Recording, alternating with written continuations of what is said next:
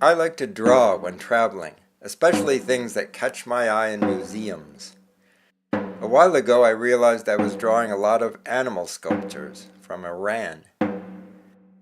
It turned out that the grandest of these animal sculptures come from Darius the Great's palace at Persepolis, built 2,500 years ago. Darius ruled almost half the world's population. He brought architects and sculptors from all over his empire to build the palace. Much of it still stands in a green valley in northern Iran.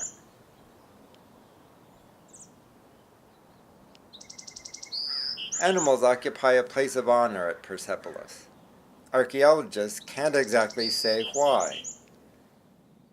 Greek sculptures from the same time in the same museums mostly depict people. Even fancy cups and jewelry from Darius's time borrow the shapes of animals. Animals weren't worshipped in Darius's time, and these animals aren't reenacting Persian myths.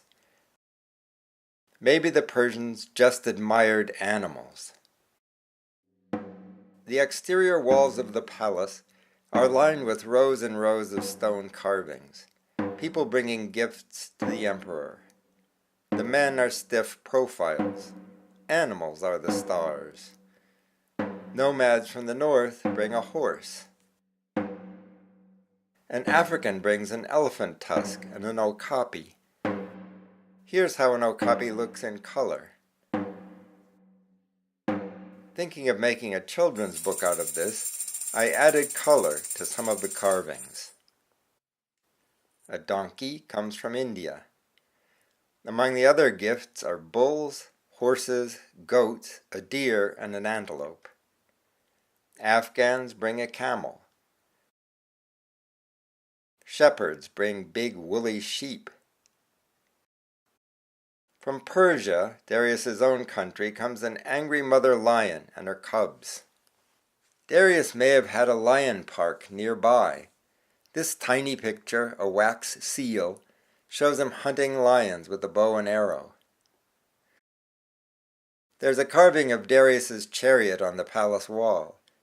It is decorated with lions.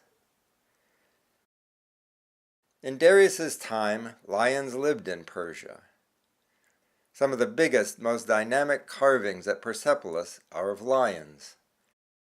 This battle is on a staircase leading up to the throne room. Elsewhere, there is a tall carving of a man fighting a lion with a knife. It seems to show that Darius is not afraid of lions. Snarling lions supported some of the roof beams at Persepolis. The columns in Darius's throne room were topped by bulls. How did these giant animals far overhead make visitors feel? Some of the animals at Persepolis are imaginary, monsters. Lions with the heads of eagles are called griffins. It's hard to know how people felt about these invented creatures. Griffins sitting atop a column look pretty scary.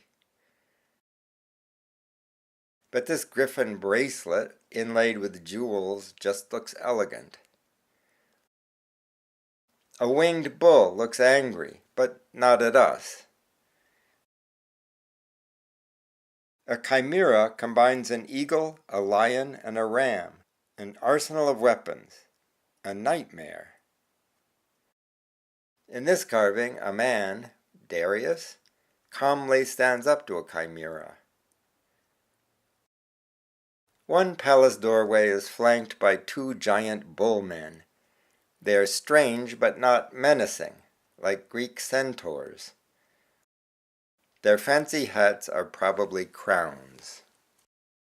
The same crown appears on carved sphinxes. The bullmen and sphinxes came from kingdoms conquered by Darius, Babylon and Egypt. Whatever they meant, the composite creatures at Persepolis draw on what we know and feel about animals to convey meanings about people.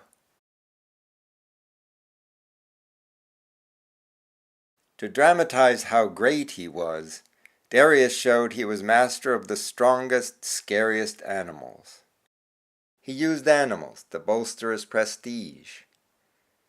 This could only have worked if the people of his time agreed that beautiful, dangerous animals make us feel small.